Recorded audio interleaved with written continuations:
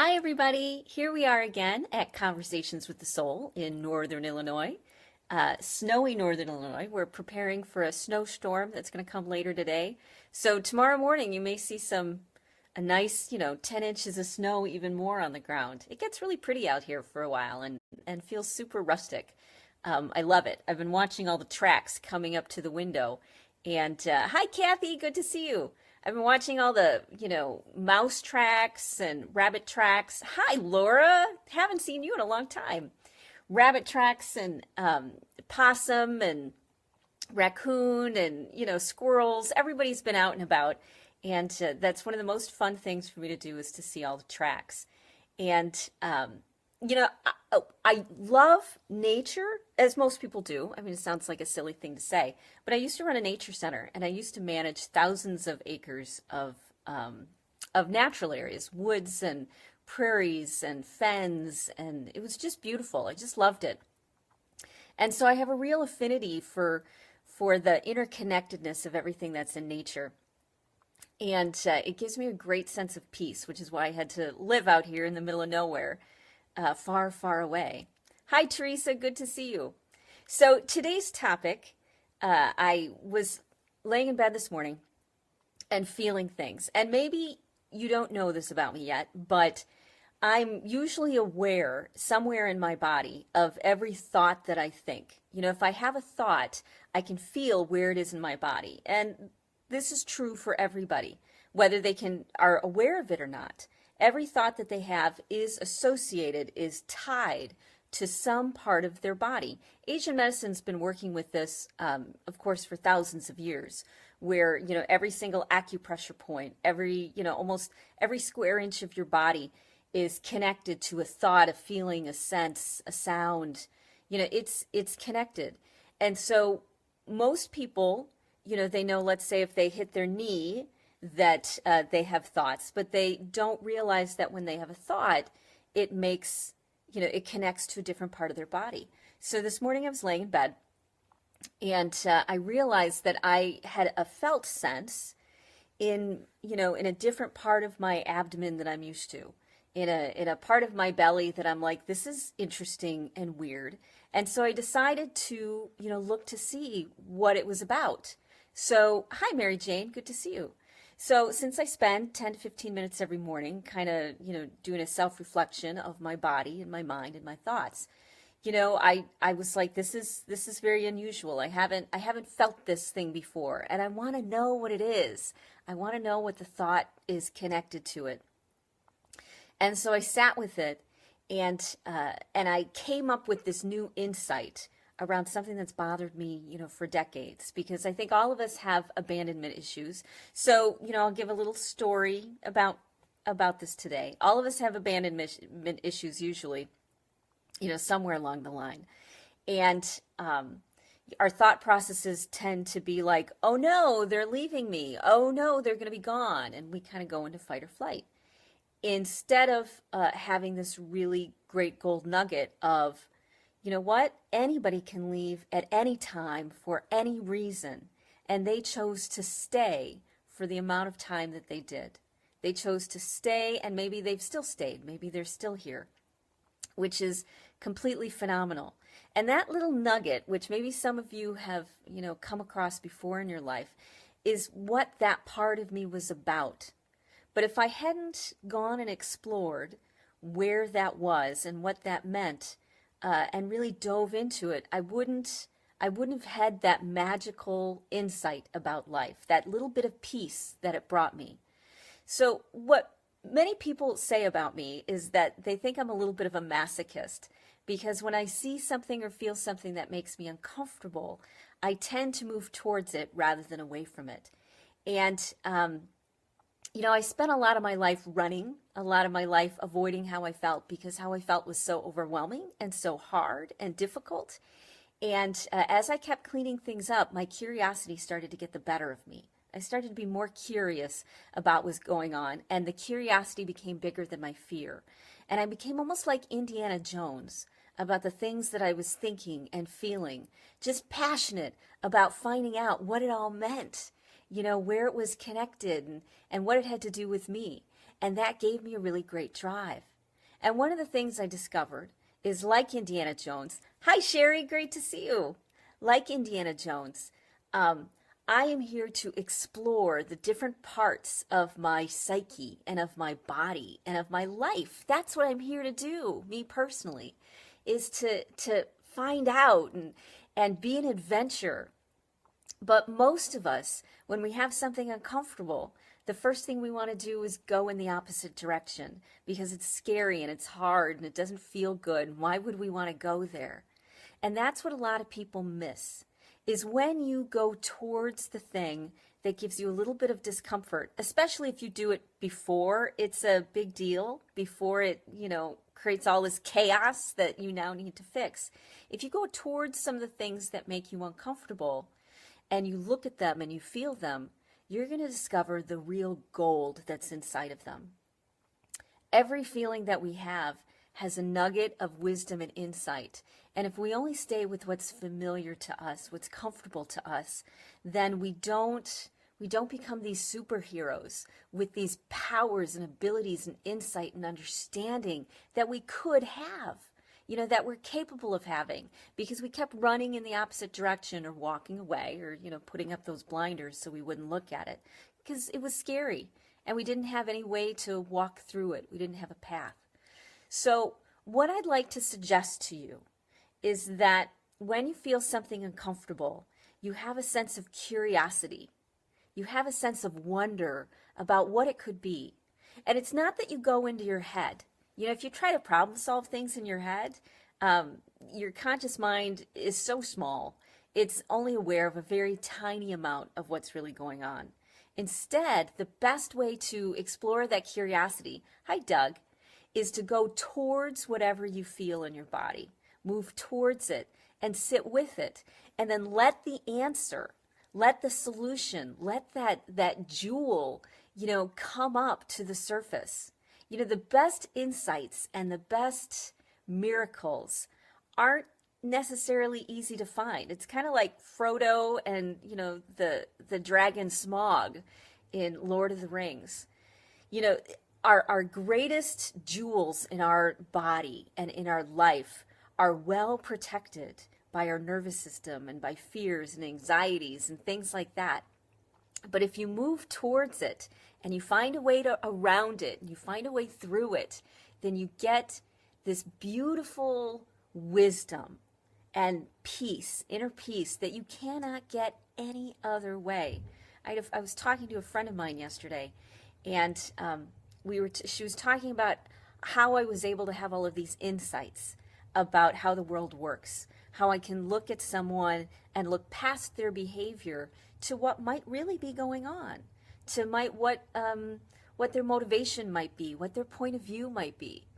And the way I'm able to do that is because time and time again, I went towards the things that made me uncomfortable. Hi, Margie, great to see you. I went towards the things that made me uncomfortable. And because I did that and I sat with it, it was like a key. It was like a key to a magic door. And inside was this understanding of, oh, now I get it. Now I have a better understanding of what happens. And with knowledge comes peace. With wisdom comes an inner peace. Because no longer about how could they do that to me or what's going on.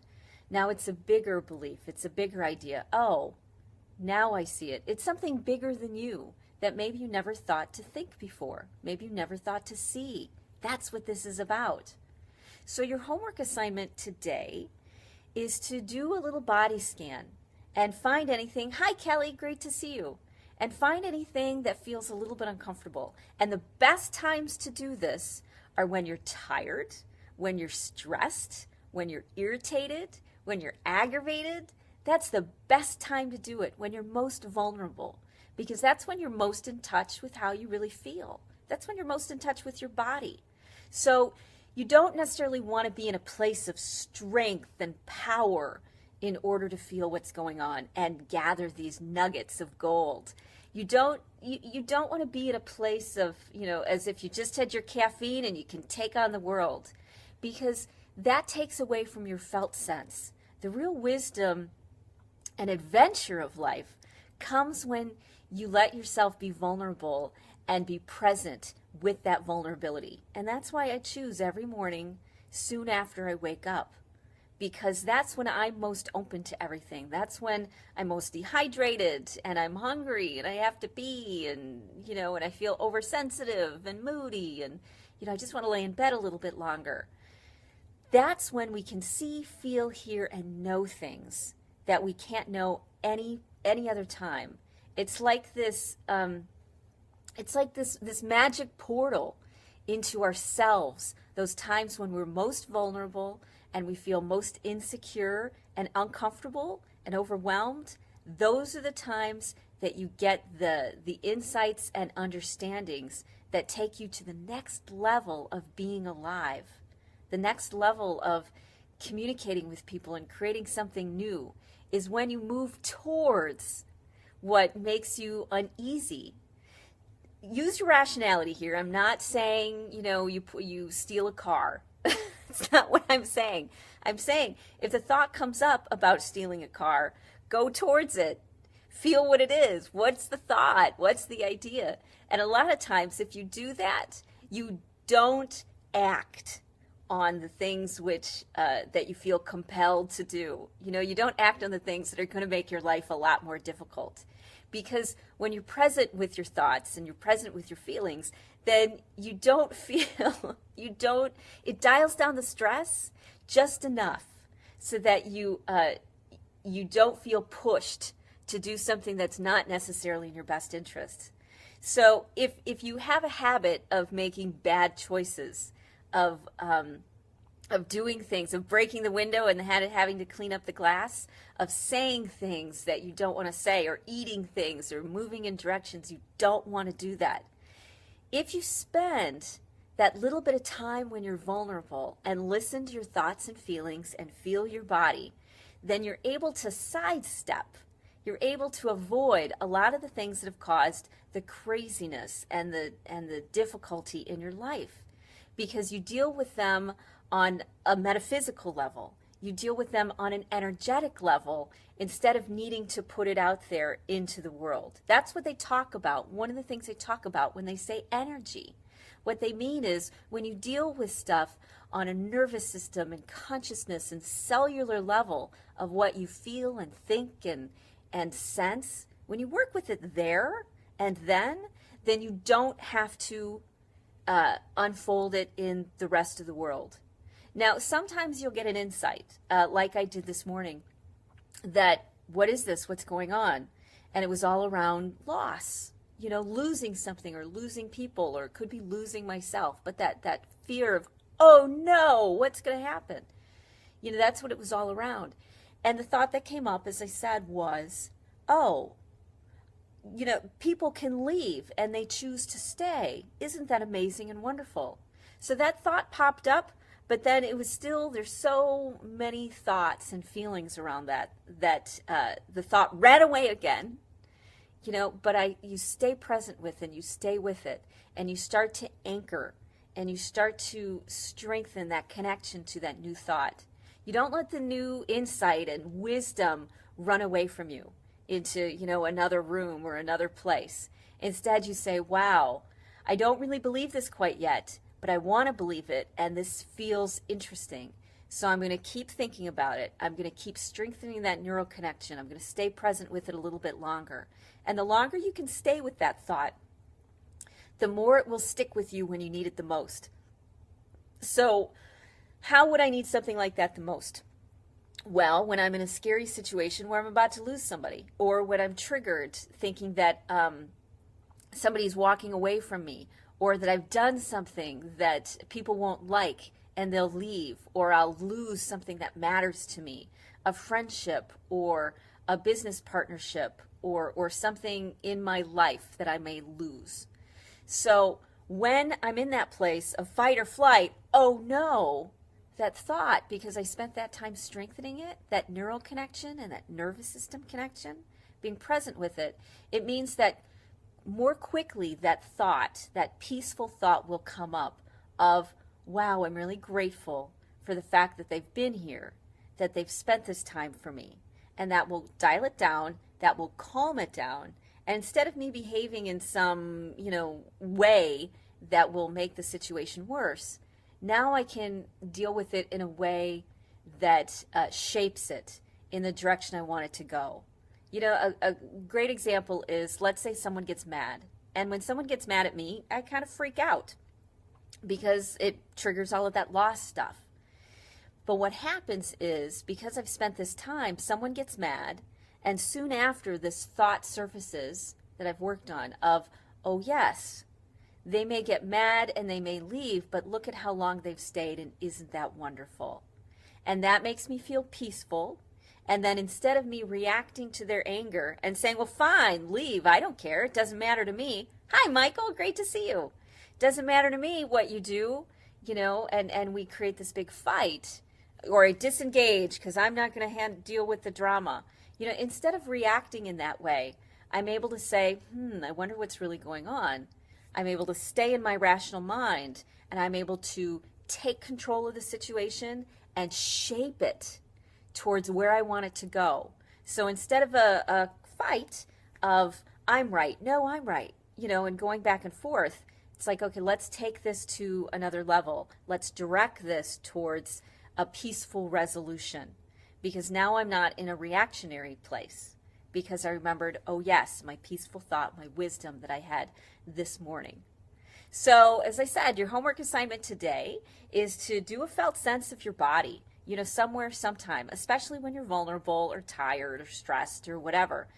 Notice what's going on and then sit with it just for 5 minutes. You can do it in the bathroom. You can do it, while you're washing dishes, whatever, while you're doing laundry. Sit with that thought and that feeling a little bit and wait for it to tell you and give you that beautiful piece of gold or silver that it's hiding, that it's hidden from you for so long.